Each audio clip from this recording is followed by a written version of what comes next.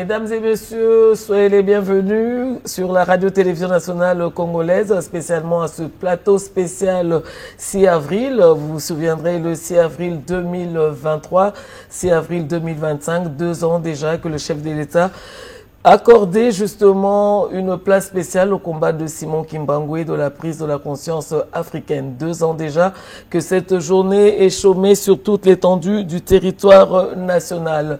Pour la petite histoire, le 6 avril 1921, alors que le Congo était encore sous la colonisation belge, Simon Kimbangu avait reçu justement une révélation pour prêcher l'émancipation de l'homme noir face à la colonisation. Sur ce plateau spécial, je ne suis pas toute seule, je suis avec un invité spécial pour la journée, bien entendu. Il s'agit du chercheur Pichou Matoisilwa. Bonjour. Bonjour madame. Voilà, alors on rappelle que cette journée, malgré tout, elle est enfin là. On reconnaît le combat de Simon Kimbangu et de la prise de la conscience africaine. Quel était justement votre sentiment 2 ans plus tôt? Oui, c'était un sentiment de joie. Tout le monde ne peut qu'être content parce qu'on a tant attendu au moins une reconnaissance pour commencer de combat de Simon Kimbangu. Et le chef de l'État, Félix-Antoine Tshisekedi Tshilombo, l'a fait de belles manières parce que c'était une surprise. Beaucoup de gens ne s'attendaient pas et c'est à ce moment-là qu'il l'a lancé justement à la clôture du centenaire de l'église kimbanguiste. Et c'était magnifique. On ne peut que le remercier, nous, en tant que panafricanistes. Voilà, mais pour les fidèles kimbanguistes, évidemment, tous les hommes noirs en général voient en Simon Kimbangu le libérateur des Congolais. C'est également votre point de vue, monsieur le chercheur? Effectivement, parce que déjà, Simon Kimbangu, à l'âge de 12 ans, avec sa tante Kinzembo, il est entré dans un trou très profond. Et à la sortie, la tante était surprise, lui pose la question, mais comment tu entres et tu sors et qu'est-ce que tu es allé faire? La réponse de Simon Kimbangu était juste de dire, je suis allé libérer le peuple qui a été arrêté, emprisonné pendant 4400 ans. C'était déjà la première déclaration de libération que Kimbangu a dit à l'âge de 12 ans. Qui est Simon Kimbangu justement, si on doit le connaître légèrement en profondeur?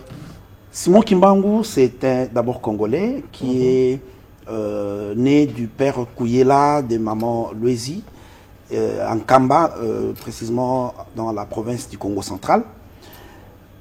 C'est quelqu'un qui connaissait Dieu, qui était d'ailleurs catéchiste chez les protestants, mais il a reçu la révélation et la mission auprès de Dieu, ou auprès de Jésus-Christ, avec qui il entretenait des conversations directes pour qu'il puisse sauver l'homme noir. Et d'ailleurs, par son nom, le nom Kimbangu, ça signifie en Kikongo, Mbangudi, Mbangi Afrika Yaswe Kama Yansangu Zambote, Mbangudi Afrika Yaswe Kama Yatombe. Ça veut dire le révélateur des choses cachées et obscures. Et tout ce que nous avons vécu pendant la colonisation, justement, il y avait beaucoup de choses cachées par les colons. Ils sont venus avec la Bible, mais derrière la Bible, il y avait beaucoup de mystères qui étaient cachés. Et Simon Kimbangu devait révéler tous ces mystères. Tout ce qui est caché. Tout ce qui était caché. Vous connaîtrez la vérité, la vérité vous affranchira. Exactement. Et c'est pour ça qu'il a joué ce rôle de libérateur. Pendant que le Congolais, l'homme noir, était sous domination, c'était pratiquement de l'humiliation aussi parce que le noir qui n'était pas capable d'apporter plus de caoutchouc, on doit couper la main. On prend les noirs, on amène en Europe, on met dans une cage pour dire voilà, il y a aussi une espèce comme ça. Donc il y avait pas mal de choses que Kimbangu devait normalement mettre fin à ça. Oui. Donc c'est pour ça que Simon Kimbangu, c'est vraiment le libérateur de la race noire. Voilà, alors si on prend sa phrase, la fameuse phrase, la phrase la plus connue justement sur tous les cieux, l'homme noir deviendra blanc, l'homme blanc deviendra noir. Ça fait couler beaucoup d'encre, beaucoup de salive. On se disait est-ce qu'il fallait se dépigmenter la peau? Mais maintenant, on aimerait bien comprendre justement cette phrase en ce jour spécial. La phrase « l'homme noir deviendra blanc » le blanc deviendra noir, comme il a dit lui-même lors de son jugement, parce qu'on lui a posé la question. On lui a dit que c'était une phrase qui poussait les gens à se révolter. Il a dit qu'on ne devait pas prendre cette phrase de manière littérale. Voilà. C'est quelque chose qu'on doit comprendre. Le Congolais, l'Africain, l'homme noir est sous domination dans son propre pays, dans sa terre. Alors, il finira par reprendre le bâton de commandement, son propre pouvoir. Il va jouir de tous ses droits en tant qu'Africain et il fera la même chose aussi chez les Blancs. Voilà. En tant qu'être humain d'abord, parce qu'il faut dire que sous la colonisation, c'est une perte d'identité. Hein? C'était exactement... la colonisation avait comme mission de faire perdre l'identité de l'homme noir. On devait perdre même confiance. On vous dit des choses que vous devez accepter parce que vous vous dites que vous n'êtes pas des humains. C'est-à-dire, il a prêché l'égalité, il a montré que l'homme noir valait aussi la même chose que l'homme blanc. Donc, la vie de Kimbangu émaillée justement de condamnation, de traitement pas très humain. Comment vous expliquez ça? Est-ce que c'est dû à la révélation? C'est dû à quoi? Parce qu'il n'a pas passé une vie paisible non plus. Il y a une autre phrase qu'il a dit franchement aux colons, que vous quitterez cette terre, vous retournerez chez vous. Donc, la déclaration de Simon Kimbangu était un appel au soulèvement d'une manière ou d'une autre. Des déclarations fortes alors. C'était des déclarations très fortes politiquement. Et pour les colons en son temps, il dit, mais cet homme vient déstabiliser notre plan. Et notre plan était quoi? C'était de dominer sur ces peuples. Et lui, il vient réveiller la conscience de ces peuples pour dire que cette terre vous appartient. Faites attention. Les autres ont aussi leur terre. C'est comme ça qu'ils doivent aussi rentrer chez eux. Nous, on reste chez nous. Mais il n'a pas interdit que les uns partent chez les autres. Voilà. Donc ça n'a pas fait plaisir aux colons. Et c'est pour ça qu'ils ont décidé d'anéantir directement la démarche de Simon Kimbangu. Donc là, on verra qu'il a lancé cette phrase le 6 avril 1921. Déjà le 6 juin, il a été menacé. La cité d'Nkamba a été envahie parce qu'on voulait à tout prix l'arrêter. Oui. Comme ce n'était pas encore le moment pour lui d'être arrêté, il a réussi à s'échapper. C'est comme ça qu'il va continuer à prêcher à travers le village. Et le 10 septembre 1921, il va réunir la population à Banzansanda. Et c'est là qu'il va faire des déclarations directes qui a pratiquement donné l'idée à toute la population. Qu'est-ce que Simon Kimbangu veut exactement? Voilà. Et là, il savait que... C'était le déclenchement. C'était le déclenchement. Vraiment, il savait que là, il n'allait plus échapper aux colons. Mais au lieu qu'il attende qu'on puisse venir l'arrêter, pour lui, c'était bon, le message est passé et il est allé se rendre pour qu'on l'arrête. Ça, c'est une information importante à savoir. Il n'a pas été arrêté, mais il s'est fait arrêter. Voilà. Il s'est rendu lui-même auprès de l'autorité coloniale pour qu'il soit finalement mis au cachot où il est allé au Katanga. Je dois signaler aussi que pendant le parcours de Simon Kimbangu, de Nkamba ou de Mbanzangoum, pour qu'il arrive à Lubumbashi, il a bouclé. Voilà, il a fait le tour. Il a fait le tour du Congo. C'est-à-dire, il est passé partout sur le périmètre congolais.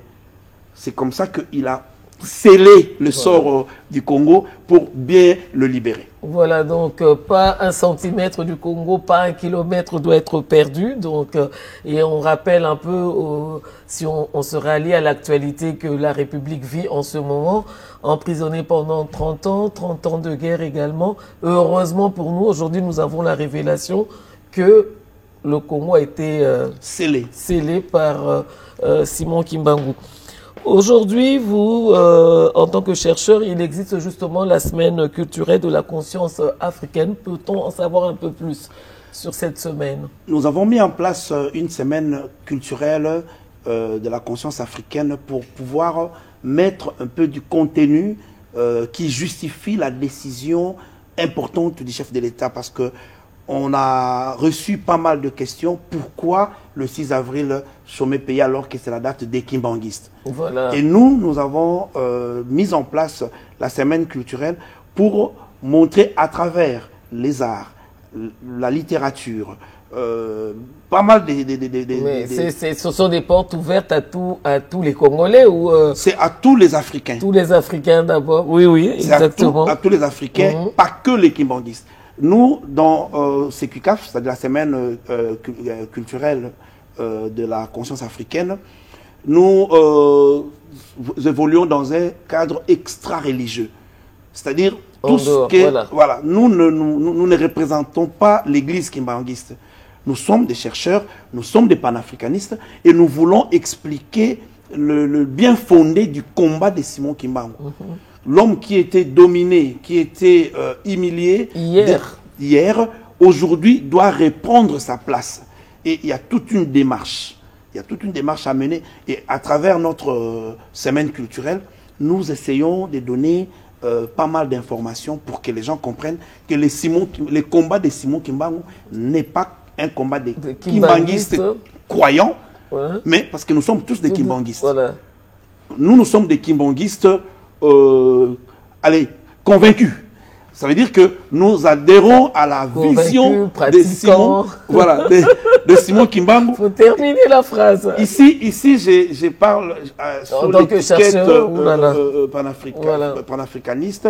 Donc, nous avons compris qu'on peut s'identifier à Simon Kimbangu si nous voulons faire évoluer l'Afrique. Alors, cette année, c'est placé sous quel thème par rapport à l'année passée? Parce que ça fait 2 ans aujourd'hui, depuis que ça existe. On peut connaître le thème de l'année passée et l'impact que ça a eu pour que cette année, vous puissiez changer de thème. L'année passée, nous avons essayé de partir sur les généralités. Donc, nous avons organisé plusieurs ateliers. Il y avait un atelier au parquet de Matete, de Lemba, pardon, où on nous a présenté la loi face aux réalités culturelles panafricanistes. Il y avait aussi une conférence, il y avait la présentation d'un livre Kimbangologie, on avait pas mal de choses aussi. Et on a mis en place un trophée que nous appelons le trophée de la conscience africaine. L'année passée, nous avons dédié ces trophées au président de la République. Parce qu'il fallait bien prendre le courage de mettre en place quelque chose qui valorise le combat de Simon Kimbangu. Et cette chose, c'est justement la date du 6 avril qui est aujourd'hui célébrée. Voilà. Pour cette année, nous avons décidé de toucher un point très très important. Parce que pour nous, on dit... Le chef de l'État a fait un premier pas, mais il en faut un autre. Voilà, c'est lequel? Le deuxième pas, parce qu'il y a eu un premier, le deuxième. Le deuxième pas, c'est la reconnaissance officielle de l'homme qui a mené ces combats, de l'homme dont on célèbre le combat, de l'homme qu'on considère comme... qu'il soit élevé au rang d'héros. Pour l'instant, au niveau de la constitution congolaise, c'est seulement l'euro. Vous cherchez un titre honorifique. Ça, c'est un travail à faire, mais je pense, honnêtement, il faut déjà commencer par le considérer comme un héros. Bon, ben, je crois qu'il est déjà considéré. Il faudrait encore des études, il faudrait encore beaucoup de choses, il faudrait encore... Il y a déjà une démarche dans ce sens. Le professeur André Mbata a mis en place un projet de loi pour définir les critères qui vont permettre à ce qu'on puisse élever les gens au rang des héros. C'est-à-dire, pour le professeur Mbata, tous les enfants du Congo qui ont apporté quelque chose ou qui se sont sacrifiés pour le Congo, notamment nos vaillants soldats qui meurent. Les FARDC, les voilà. Ça veut dire qu'on aura tout un cercle de héros qui vont sortir très prochainement. Donc vous souhaitez que Simon Kimbangu puisse en faire partie? C'est une demande. Personnellement, nous, panafricanistes, nous demandons qu'il n'en fasse pas partie parce qu'il est plus haut que tous ces gens-là, qu'on puisse préparer une élévation. Vous n'êtes pas modeste du tout, hein? une élévation personnelle pour Simon Kimbangu. C'est très important. Il faut une élévation spéciale. Voilà, je sais que la semaine n'est pas encore terminée, mais on peut savoir qui aura le trophée cette année? Cette année, le trophée, on ne peut pas déjà... généralement, nous ne disons pas, oui, mais on va dédier ça à une communauté. D'accord. Cette communauté fait la fierté du kimbanguisme en Europe. Mais on ne va pas quand même annoncer, c'est très tôt. Et ça sera le 12 avril. La semaine culturelle se déroule qu'à Kinshasa? Non, nous avons travaillé cette année de manière bilatérale. C'est-à-dire il y a une conférence qui a eu lieu comme le 4 à Kinshasa, en même temps en Belgique au musée des Tervuren. Donc nous étions en relais, c'était une conférence en ligne où il y a eu des intervenants qui sont venus d'Allemagne, d'Hollande, de Belgique. Voilà, ils étaient tous ensemble au musée des Tervuren. Et nous ici aussi, on était au bâtiment administratif Tembenatembe, au ministère de l'Intérieur. Il y avait même une dame qui, elle a bien voulu parler de la femme de Simon Kimbangu, du rôle que cette femme a joué aux côtés des femmes sont toujours mises de côté. Mais non, pour notre conférence, au moins il y avait Madame Suzanne Monkassa, qui est la présidente de la plateforme de femmes de la diaspora congolaise de Belgique, qui a intervenu pour expliquer, parce qu'aujourd'hui, la femme de Simon Kimbangu, en Belgique, elle a été proclamée femme d'exception. Et ça a été fait de manière officielle. Donc, elle a voulu partager l'expérience qu'elles ont pu avoir pour obtenir cette décision. Pour nous qui cherchons aussi une élévation de Simon Kimbangu, ben, on peut bien suivre la même démarche pour que Simon Kimbangu... Mais je pense que pour nous, les chefs de l'État, je pense que... Vous commencez déjà à caresser le sens du poil. Je voudrais maintenant demander l'impact justement de cette semaine culturelle. L'impact sur les gens, comment ils perçoivent, comment ils reçoivent. Et, au fait, c'est déjà un échange des connaissances. Hier, on a été, en fait, le 4, on a été très heureux de voir les jeunes Congolais non kimbanguistes qui ont posé des questions très, très, très intéressantes. Notamment, il y a quelqu'un qui a posé la question de savoir quel était l'impact même du message ou du combat des Simon Kimbangu en RDC. Parce qu'on peut dire le combat des Simon Kimbangu, mais qu'est-ce que ces combats a eu comme impact à la société congolaise? Il y a d'autres qui ont voulu savoir pourquoi Simon Kimbangu marchait pieds nus. Il y avait aussi des questions bah oui, peut-être. Voilà, c'est peut-être que je ne vous ai pas posé. Moi aussi, on voudrait bien savoir pourquoi il marchait pieds nus. Et jusqu'à présent, aujourd'hui, c'est-à-dire que quand vous allez à Kamba, il faut se déchausser. Soit vous avez des chaussettes, soit vous marchez pieds nus. Pourquoi, justement? Simon Kimbangu a décidé qu'un Kamba, par le passé ne s'appelait pas Kamba, je vais chercher le nom, va revenir, mais il a circonscrit une zone qu'il a trouvé que c'était une zone sacrée. Et il avait même l'endroit où il opérait ses miracles. Et c'est comme ça que cette partie du village a été appelée Kamba. Et c'est ce qu'on appelle aujourd'hui la ville sainte. Donc, c'est comme lorsque Moïse est allé rencontrer Dieu, qui lui a dit, déchausse-toi, car l'endroit où tu te trouves est un endroit, est un lieu sacré. Donc, j'aimerais rester dans un cadre extra-religieux, mais il y a toujours on ne peut pas dissocier, l'homme de la religion. Du mouvement religieux, voilà. Exactement. Et l'autre impact que le mouvement religieux a donné dans notre société, l'activité du 4 janvier. Nous connaissons tous la Bako qui a mené cette révolution. Voilà. Mais la Bako vient d'où? Du Congo central. Avec quels acteurs, quels meneurs? Il y avait Kassavobo et autres, mais notamment qui Solokel est le fils de Simon Kimbangu. Et c'est qui Solokel et qui a même, selon les informations que nous avons dans nos recherches, il a apporté une lettre au roi belge pour lui rappeler la promesse que le roi Albert a fait à son père. Donc tout ça, c'est de l'impact que le mouvement kimbanguiste a eu pour les Congos. Donc, raison pour laquelle Simon Kimbangu mérite en tant que personne, d'être élevé déjà avant d'attendre la loi. Un rang spécial. Voilà, alors, fidèles téléspectateurs, il est important de savoir que cette date est une date très importante, non seulement pour les fidèles kimbanguistes, mais pour tous les Africains en général. Et pour mieux connaître ce combat, une recommandation, c'est d'aller justement à Kamba et surtout de visiter le musée où toutes les informations relatives au combat, relatives à beaucoup de choses, de réalisation, évidemment, de révélation. Vous le saurez justement si vous y mettez les pieds. Alors, monsieur le chercheur, nous tendons vers la fin. Quel est votre mot? Déjà, quand vous parlez d'un Kamba, je vais réitérer la même chose. Un Kamba, le Congolais a une chance. Le Congolais a une chance d'avoir un Kamba au Congo. Si Simon Kimbangu a considéré une Kamba comme la terre de son inspiration, ça veut dire que ce n'était pas une terre comme partout ailleurs. Et toute personne qui va en Kamba ne sort jamais sans rien obtenir. Donc, le combat de Simon Kimbangu, ce n'est pas un combat uniquement des kimbanguistes religieux, mais c'est un combat de tout le monde qui est africain. Et un élément important, comme j'ai dit, l'influence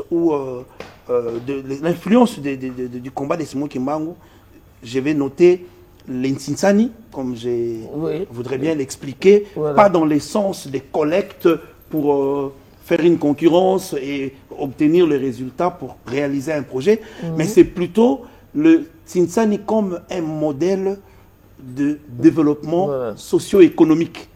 Et ça, il y a tout un projet que nous, panafricanistes, avons. Nous avons tant cherché pour pouvoir présenter ça auprès du chef de l'État. Rassurez-vous, c'est un modèle de développement communautaire. Ça évite, on lutte contre la pauvreté à travers justement cette révélation de Simon Kimbangu. Ça, je ne sais pas l'étaler ici parce que c'est tout encore un projet. C'est tout un projet.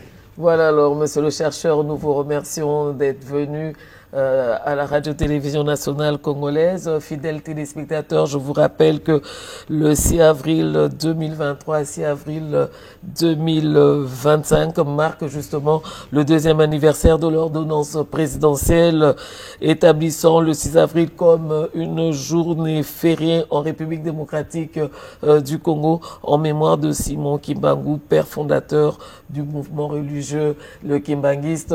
Mais cette journée est une ouverture pour la prise de conscience africaine. Donc c'est une journée non seulement congolaise, mais également très africaine, parce qu'on nous invite à l'éveil de la conscience. Au revoir et à très bientôt.